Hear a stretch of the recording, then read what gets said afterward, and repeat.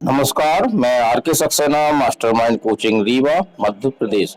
जी हाँ, जिस तरह से माननीय मध्य प्रदेश के मुख्यमंत्री श्री मोहन यादव द्वारा जो सरकारी पदों की लगभग 1 लाख पद की भर्ती की घोषणा की गई है, तो उसका ये पहला विज्ञापन है। जी हाँ, ऊर्जा विभाग मध्य प्रदेश पश्चिमी क्षेत्र विद्युत वितरण कंपनी लिमिटेड इंदौर, और ये सूचना जारी हुई है आपकी 9 दिसंबर 2024 को। तो इसमें ये तमाम कंपनियां हैं, उनकी वेबसाइट दी गई है। और हम बता दें कि इसमें करीब 28 तरह के पद हैं, यानी कि हर वर्ग के लिए, चाहे उसने एलएलबी किया हो, या आपका इंजीनियरिंग का कोर्स किया हो, आपका या कंप्यूटर का कोर्स किया हो, या आपका लाइब्रेरियन हो, या आपका जो है वो बीएससी नर्सिंग जीएनएम जैसे कोर्स किए हो, सभी के लिए महत्वपूर्ण वैकेंसी हैं। कई वैकेंसियां हैं, उसकी हम चर्चा करेंगे। आयु सीमा क्या है, उनकी योग्यता क्या है, और किस तरह से पद जो है वो भरे जाएंगे, उसके लिए चयन परीक्षा होगी। तो चयन परीक्षा का पैटर्न क्या होगा, सब हम इस वीडियो में बताने वाले हैं। और बता दें हम कि जो फॉर्म भरना शुरू होंगे, आपके स्टार्ट होंगे, वो 24 दिसंबर 2024 से स्टार्ट होंगे, और जिनकी लास्ट डेट होगी आपकी 23 जनवरी 2025। और टोटल पदों की संख्या, जो टोटल पद हैं इसमें सभी कैटेगरी के, उनको अगर हम जोड़ दिया जाए तो 2573 पदों की संख्या है। चलिए चलते हैं, पदों के हम प्रकार बताएंगे, कौन से पद हैं, उनके लिए क्या योग्यता है, आयु क्या है, उनका चयन किस तरह से होगा। तो पहली कैटेगरी का पद है आपका कार्यालय सहायक श्रेणी 3rd प्रशिक्षु। तो इसके लिए 12th पास होना आवश्यक है। दूसरा, 1 वर्ष का कंप्यूटर कोर्स होना जो है वो आवश्यक है। इस तरह के कोर्स हो सकते हैं, कंप्यूटर कोर्स कई तरह के होते हैं। तो एक कंप्यूटर परीक्षा जो है वो उत्तीर्ण होना अनिवार्य है। और ऐसे अभ्यर्थी जिन्होंने BMCA, BCA, MSc IT CS, BSc IT CS, MTech, ME या BSc BCom इत्यादि डिग्री पाठ्यक्रम में, जिनमें कंप्यूटर साक्षरता का मात्र एक विषय सम्मिलित है, तो ऐसे लोग पात्र नहीं माने जाएंगे। अगला पद है आपका लाइन परिचारक वितरण प्रशिक्षु। तो इसके लिए 10वीं परीक्षा उत्तीर्ण होना आवश्यक है, और 2 से 3 वर्ष का ITI आपके विद्युतकार, लाइनमैन, वायरमैन परीक्षा उत्तीर्ण होना आवश्यक है। अगला पद है आपका सुरक्षा उप निरीक्षक। तो इसके लिए जो है योग्यता स्नातक है आपकी।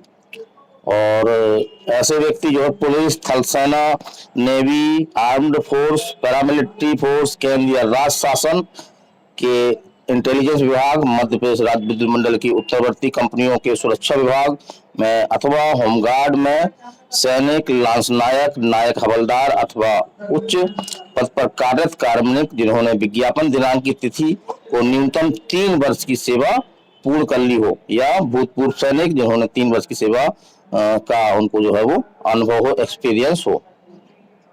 अगला पद है हमारा आपका, देखिए, कनिष्ठ अभियंता संयंत्र मैकेनिकल प्रशिक्षु। तो इसके लिए टेक्निकल योग्यता जो है, तो वो हम दिखाते हैं आपको। ये योग्यता है, ऊपर लिखा हुआ है, समतुल्य CGPA के साथ मैकेनिकल इंजीनियरिंग में नियमित डिप्लोमा, BE, BTech अथवा AMIE डिग्री डिप्लोमा उत्तीर्ण होना अनिवार्य है। चलिए अगला पद देखते हैं, 5वां कैटेगरी जो है वो कनिष्ठ अभियंता संयंत्र इलेक्ट्रॉनिक्स प्रशिक्षु। तो इसके लिए देखते हैं हम, ये योग्यता हमने टिक कर रखी है।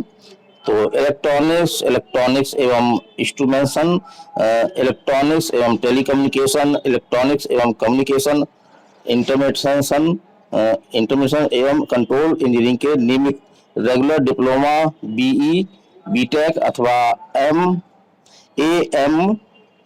AMIE डिग्री होना अनिवार्य है। चलिए अगला पद देखते हैं, कनिष्ठ अभियंता सहायक प्रबंधक सिविल प्रशिक्षु। तो इसके लिए क्या योग्यता है, तो ये योग्यता लिखी हुई है कि सिविल इंजीनियरिंग में नियमित अर्थात रेगुलर डिप्लोमा, BE, BTech अथवा AMIE डिग्री होना अनिवार्य है। अगली कैटेगरी, कनिष्ठ अभियंता सहायक प्रबंधक वितरण, पारेषण, संयंत्र, इलेक्ट्रिकल प्रशिक्षु। तो इसके लिए भी योग्यता यह है कि इलेक्ट्रिकल और इलेक्ट्रॉनिक्स में नियमित रेगुलर डिप्लोमा, बीई, बीटेक अथवा एएमआईई डिग्री उत्तीर्ण होना अनिवार्य है।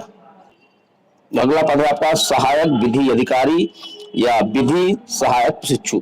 तो इसके लिए जो योग्यता रखी गई है वो है आपकी एलएलबी डिग्री उत्तीर्ण होना, यानी 3 वर्ष का एलएलबी डिग्री का जो कोर्स है, या अभ्यर्थी में वो लोग आवेदन कर सकेंगे जिन्होंने 5 वर्षीय एलएलबी डिग्री का कोर्स जो है उत्तीर्ण कर रखा है। चलो अगला देखते हैं। अगला है आपका सहायक प्रबंधक प्रशिक्षु। तो इसमें स्नातक उत्तीर्ण होना आवश्यक है, और जो इसमें टेक्निकल योग्यता चाहिए वो है आपका मानव संसाधन, श्रम, कानून, कार्मिक प्रबंधन में नियमित पूर्णकालिक 1 वर्ष का डिप्लोमा उत्तीर्ण होना आवश्यक है। चलिए अगला जो पद है वो है आपका सहायक प्रबंधक प्रशिक्षु। तो इसके लिए क्या योग्यता आवश्यक है? तो इसके टेक्निकल योग्यता आवश्यक है। सूचना प्रौद्योगिकी, कंप्यूटर विज्ञान, इंजीनियरिंग में नियमित पूर्णकालिक बीई, बीटेक उत्तीर्ण होना अनिवार्य है, या सूचना प्रौद्योगिकी, कंप्यूटर विज्ञान, इंजीनियरिंग में नियमित पूर्णकालिक समकक्ष डिग्री होना अनिवार्य है, या मास्टर ऑफ कंप्यूटर एप्लीकेशन उत्तीर्ण होना अनिवार्य है। तो ये तो आगे कोर्स है, इसमें से कोई भी कोर्स आपने किया है तो आप जो है वो कंप्यूटर के लिए मान्य किए जाएंगे। अगला पद है आपका संयंत्र सहायक मैकेनिकल प्रशिक्षु। तो इसके लिए जो योग्यता है आपका, ये योग्यता लिखी है मशीनिस्ट, फिटर, बेल्टर, आपका है एचपी बेल्टर, मैकेनिक पंप, मैकेनिक वाहन, motor mechanic, diesel mechanic, train में नियमित आईआईटी ट्रेन प्रमाण पत्र परीक्षा उत्तीर्ण होना अनिवार्य है। अगला पद है आपका संयंत्र सहायक इलेक्ट्रिकल प्रशिक्षु।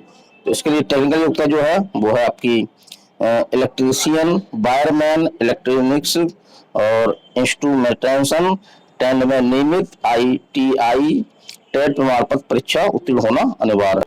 अगला पद है आपका औषधि संयोजक फार्मासिस्ट। तो इसके लिए आपका जो है वो 12th विज्ञान सब्जेक्ट के साथ उत्तीर्ण होना आवश्यक है, और इसमें आपका जो फार्मेसी में नियमित डिप्लोमा या डिग्री होना उत्तीर्ण है, और जो मध्य प्रदेश फार्मेसी काउंसिल है तो उसकी फार्मासिस्ट के रूप में जीवित पंजीयन होना आवश्यक है। अगला पद देख रहे हैं हम, तो भंडार सहायक प्रशिक्षु। तो इसके लिए आपका 12th पास होना आवश्यक है। कंप्यूटर का कोर्स भी इसमें अनिवार्य किया गया है। ये तमाम तरह के कंप्यूटर कोर्स हैं आपके, ध्यान से देखिए आप लोग। और इसमें जो बी है, एमसीए है, बीसीए है, एमएससी है, आईटीसीएस या बीएससी आईटीसीएस, एमटेक या एमई, तो ये लोग भी फार्म जो है इसमें भर सकते हैं, अप्लाई कर सकते हैं। ये वैकेंसी खासतौर से उन लोगों के लिए है जिन्होंने 60 हैंड सीख रखा है। तो 12th पास होना अनिवार्य है। दूसरा आपका एक कंप्यूटर परीक्षा उत्तीर्ण होना अनिवार्य है इनको। और यहाँ पे हम देख रहे हैं कि कुछ टेक्निकल है, जैसे कि BE, MCA, BCA, MSc, IT CS, BSc, IT CS, MTech, ME, ये होना अनिवार्य है। और यहाँ पे चीज और दिख रही है हमको कि सीपीसीटी उत्तीर्ण होना जो है वो आवश्यक है। अगली वैकेंसी जो है आपकी डेसर पट्टी बंधक। तो इसके लिए 12वीं उत्तीर्ण होना आवश्यक है, और डेसर का 3 माह का प्रशिक्षण संबंधी प्रमाण पत्र आवश्यक है। और अगली वैकेंसी आपकी स्टाफ नर्स। तो इसमें 12th पास होना आवश्यक है, आपका फिजिक्स, केमिस्ट्री, बायो विषयों के साथ में। और इसमें आप बीएससी नर्सिंग किया हो, या आपका जो है जनरल नर्सिंग जिसको हम जीएनएम बोलते हैं वो किया हो, और साथ साथ में जो है वो Madhya Pradesh nursing registration council में जो है वो जीवित पंजीयन होना आवश्यक है। अगला पोस्ट आपका लैब टेक्नीशियन। तो इसमें आपकी 12th पास होना जरूरी है जीव विज्ञान संकाय से, और लैब टेक्नीशियन में नियमित डिप्लोमा या डिग्री होना जो है वो अनिवार्य है, और मध्य प्रदेश से चिकित्सीय परिषद में जीवित पंजीयन होना अनिवार्य है। अगला पद है आपका रेडियोग्राफर का। तो इसके लिए भी 12th आपका विज्ञान जीव विज्ञान समूह से होना आवश्यक है, और इसके साथ साथ आपका रेडियोग्राफर में नियमित डिप्लोमा या डिग्री प्रमाण पत्र होना अनिवार्य है, और साथ में मध्य प्रदेश 6 चिकित्सीय परिषद में जीवित पंजीयन होना अनिवार्य है। अगला पद है आपका ईसीजी टेक्नीशियन। तो इसमें भी आपका 12th जीव विज्ञान के साथ अनिवार्य है, साथ में ईसीजी टेक्नीशियन में नियमित डिप्लोमा डिग्री उत्तीर्ण होना आवश्यक है। और इनके साथ भी मध्य प्रदेश सह चिकित्सीय परिषद में जीवित पंजीयन होना अनिवार्य है। अगली वैकेंसी आपकी अग्निशामक की, तो इसके लिए 10वीं उत्तीर्ण होना आवश्यक है और साथ में आपका अग्निशमन में मुख्य पाठ्यक्रम उत्तीर्ण होना अनिवार्य है। अग्निशमन पाठ्यक्रम की अवधि जो है वो 6 माह से कम नहीं होनी चाहिए। अगली वैकेंसी देख रहे हैं हम, तो प्रकाशन अधिकारी, तो इसके लिए क्या जरूरी है, इसके लिए आप जो है मास कम्युनिकेशन या जनसंपर्क या पत्रकारिता में पूर्णकालिक स्नातकोत्तर डिग्री या स्नातकोत्तर डिप्लोमा उत्तीर्ण होना अनिवार्य है। अगला पद है आपका सुरक्षा सैनिक, तो इसमें आपकी 12वीं उत्तीर्ण होना आवश्यक है और साथ में आप जो इस तरह के स्थान दिखाए गए हैं, पुलिस, थल सेना, नेवी, आर्म्स, पैरामिलिट्री फोर्स आदि में आपने जो है कम से कम 2 वर्ष का आपको जो है वो सेवा का अनुभव हो। अगला पद है आपका प्रोग्रामर प्रशिक्षु, तो इसके लिए कंप्यूटर जरूरी है। जी हाँ, तो B computer science, IT electronics या communication, BTech computer science, IT electronics and communication, MSc computer science, IT, MSc computer science, IT, MSc उत्तीर्ण होना अनिवार्य है। और थोड़ा सा कंप्यूटर की हटता है ये प्रोग्राम है आपके, जैसे कि .NET, जावा, पीएचपी प्रोग्रामिंग में प्रोजेक्ट किए गए हों, कम से कम 5 प्रोजेक्ट किए गए हों।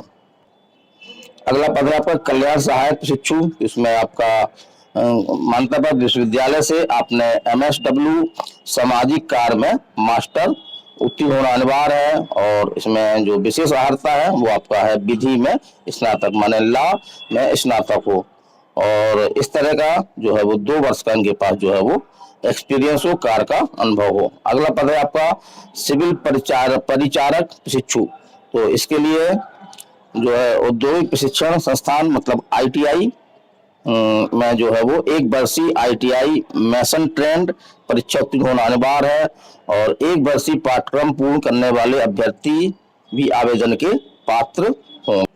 चलिए हम बात कर रहे हैं जो हमने तमाम पद बताए उसमें आयु सीमा क्या होगी, तो उसमें आयु सीमा जो है न्यूनतम 18 वर्ष है और अधिकतम आयु सीमा हम अलग अलग पदों के लिए अलग अलग है, आपका अलग अलग कैटेगरी के लिए अलग अलग है और जो आयु की गणना की जाएगी वो 1 जनवरी 2024 से की जाएगी। तो यदि आप अनारक्षित हैं तो आपके लिए अधिकतम आयु जो है 40 वर्ष है। इसी प्रकार से आप मध्य प्रदेश की महिला हैं और अनारक्षित वर्ग से आती हैं तो आपके लिए 45 वर्ष। इसी तरह से आपका जो है वो यदि जो आरक्षित वर्ग के हैं आपका ST, SC, OBC, EWS या हैंडीकैप, तो इनके लिए अधिकतम आयु जो है वो 45 वर्ष है। इसी तरह से मध्य प्रदेश के मूल निवासी पुरुष या महिला शासकीय निगम, मंडल, स्वशासी संस्थान एवं होमगार्ड के कर्मचारी हैं तो उनके लिए जो अधिकतम आयु है वो है आपकी 45 वर्ष। अब हम बात करें आरक्षण की, रिजर्वेशन की, तो सभी आरक्षण केवल मध्य प्रदेश के मूल निवासी, स्थानीय निवासी उम्मीदवारों के लिए लागू होंगे और आरक्षण जो नियमानुसार है मध्य प्रदेश का शेड्यूल है उसके अनुसार जो है ST, SC, OBC, EWS आदि जो आरक्षित वर्ग हैं, फिजिकल हैंडीकैप, उनको जो है वो नियमानुसार आरक्षण प्रदान किया जाए। अब हम बात करें चयन प्रक्रिया की, तो किस तरह से चयन होगा। एक एग्जाम होगा आपका, जी हाँ, जो कंप्यूटर बेस्ड टेस्ट यानी कि CBT कंप्यूटर आधारित परीक्षा होगी और इसके अंकों के आधार पर तो इसमें कितने क्वेश्चन होंगे, तो इसमें आपके 100 क्वेश्चन होंगे और 100 अंक के होंगे। और इसमें हम एक चीज और बता दें कि कंप्यूटर आधारित परीक्षा में पदवार पाठ्यक्रम जो है वो पृथक से प्रसारित किया जाएगा। तो उसमें पाठ्यक्रम की जानकारी नहीं दी गई इस नोटिफिकेशन में, हमारे हाथ में नोटिफिकेशन है और जैसे ही पाठ्यक्रम की पृथक से जानकारी हमको मिलती है हम आपको इसी चैनल में बताने का सर्वप्रथम बताएंगे, आपको बताने का हम प्रयास करेंगे। और यहाँ पे हम बता दें कि जो 100 क्वेश्चन आपको करना है, 100 क्वेश्चन में जो न्यूनतम कट ऑफ है वो है आपका 25%, यानी कि 100 क्वेश्चन में आपको 25 क्वेश्चन लाना जो है वो सभी के लिए अनिवार्य है। हम सेंटरों की बात करें तो कंप्यूटर आधारित परीक्षा जो होगी, कंप्यूटर आधारित परीक्षा मध्य प्रदेश राज्य के शहरों में आयोजित की जाएगी। तो परीक्षा केंद्रों की इसमें कोई जानकारी नहीं दी गई है, जब आप ऑनलाइन फॉर्म भरने जाएंगे तो उस तरह की आपको जानकारी मिल जाएगी। रहेगी आपकी फीस, तो आवेदन शुल्क एवं अन्य प्रकार, तो जो अनारक्षित वर्ग के आवेदक हैं उनके लिए शुल्क जो है वो 1200 रुपये है। और जो मध्य प्रदेश के मूल निवासी हैं और आपके SC ST OBC या PH है, दिव्यांगजन है या EWS है, तो उनके लिए फीस जो है वो 600 रुपये रहेगी। इसमें पोर्टल शुल्क जो है वो अलग से होगा। आवेदन कैसे करें? तो आवेदन केवल ऑनलाइन माध्यम से, जी हाँ, MP ऑनलाइन की वेबसाइट, ये वेबसाइट देख लें आप लोग। ये वेबसाइट है आपका www.mponlines.gov.in, अथवा एक वेबसाइट और दी गई है, ये वेबसाइट है आपकी, तो उसको देख लें। तो इन दोनों वेबसाइट के माध्यम से आप जो है वो आवेदन कर सकेंगे। ये देखिए वेतनमान क्या होगा, तो वेतनमान देख लीजिए आप पदों के अनुसार। हम धीरे धीरे ये वीडियो चला रहे हैं, आप पदों के अनुसार अपना वेतनमान देख सकते हैं, किस पद के लिए कितना वेतनमान होगा। ये देखिए, देखते जाइए ध्यान से।